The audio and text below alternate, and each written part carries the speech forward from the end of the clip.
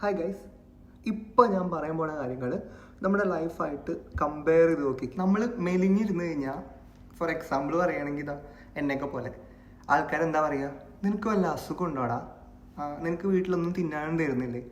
അതേസമയം നമ്മൾ കുറച്ച് തടിച്ചു കഴിഞ്ഞാലോ, കുറച്ച് ഭക്ഷണം കുറച്ച് കഴിക്കുക, നല്ല തടിയാണ്. ജോലിക്ക് പോണ ആൾക്കാരുടെ അടുത്ത് ഏത് സമയം ജോലി ജോലി ജോലി ജോലി ഇല്ലെങ്കിലോ ആവാ ചെക്കന് പണിയൊന്നുമില്ല. നമ്മുടെ ലൈഫിൽ എന്ത് പ്രോസസ്സ് ഉണ്ടായാലും ചുറ്റുമുള്ളവർ, അതായത് ആൾക്കാർ അതിൽ പലതും പറയും. ഒരു കാര്യം പറയാം, നമ്മൾ എന്ത് ചെയ്താലും നമ്മൾ ചെയ്യുന്ന ആ പ്രവൃത്തിക്ക് പിന്നിൽ ആൾക്കാർക്ക് ഓരോ അഭിപ്രായങ്ങളും ഓരോന്നുണ്ടാവും.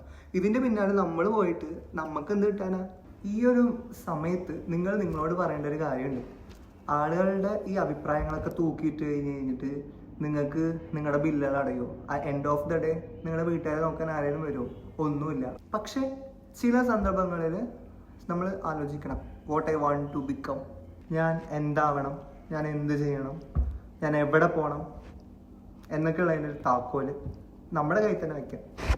ആർക്കും കൊടുക്കണ്ട.